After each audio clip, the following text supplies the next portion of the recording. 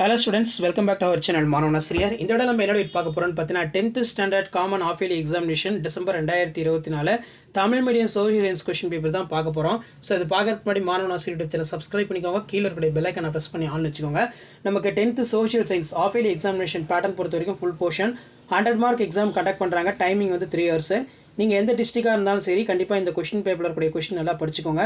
2 mark பொறுத்த வரைக்கும் 10x20.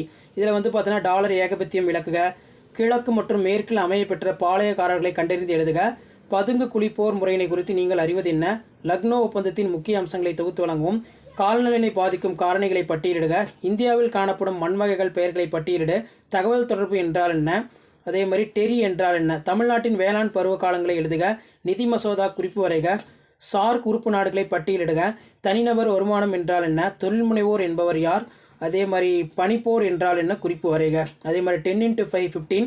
இதில் முதல் உலகப் போருக்கான முக்கிய காரணங்களை பட்டியலிடுக, 1857ஆம் ஆண்டு கிளர்ச்சிக்கான காரணங்களை குறித்து விரிவாக எழுதவும், தென்மேற்கு பருவக்காற்று குறித்து எழுதுக, நகரமயமாக்கம் என்றால் என்ன, சிக்கல்கள் யாவை, தமிழ்நாட்டில் உள்ள மண்வகைகள் பற்றி எழுதுக, அடிப்படை உரிமைகளை குறிப்பிடுக, முதலமைச்சருடைய அதிகாரங்கள் மற்றும் பணிகள் ரொம்ப முக்கியம், பிரிக்ஸ் கூட்டமைப்பு உருவாகத்திற்கான காரணம் மற்றும் அதன் நோக்கங்களை எழுதுக, உலகமயமாக்கல் சவால்களை எழுதுக.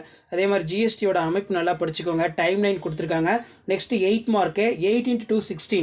இதில் பார்த்தீங்கன்னா பன்னாட்டு சங்கத்தின் குறிக்கோள்கள் யாவை, பன்னாட்டு சங்கத்தின் செயல்பாடுகள் யாவை, காந்தியடிகள் ஒரு மக்கள் தலைவராக உருமாற்றம் செய்ய உதவிய காரணிகள் என்ன என்பதை ஆராயும். அதே மாதிரி கொடுக்கப்பட்டுள்ள இந்திய வரைபடத்தில் கீழ்காணும் இடங்களை மார்க் பண்ண சொல்லியிருக்காங்க. ஸோ இதுதான் வந்து பார்த்தீங்கன்னா 10th standard common half yearly examination December 2024 கவர்மெண்ட்டோட official original Tamil medium question paper. So video இன்ஃபர்மேட் தான் ஃப்ரெண்டுக்கு ஷேர் பண்ணுங்கள். மாணவன் ஆசிரியர் யூடியூப் சேனல் சப்ஸ்கிரைப் பண்ணுங்கள். அடுத்தடுத்து கொஸ்டின் பேப்பர் 1 by 1 பார்க்கலாம். ஸோ கொஸ்டின் பேப்பர்லாம் உங்களுக்கு ஷோ வரத்துக்கு சேனலை சப்ஸ்கிரைப் பண்ணுங்கள். முடிஞ்ச வரைக்கும் வீடியோ ஃப்ரெண்ட்ஸ்க்கு ஃபார்வர்ட் பண்ணிட்டு பாருங்கள். தேங்க்யூ.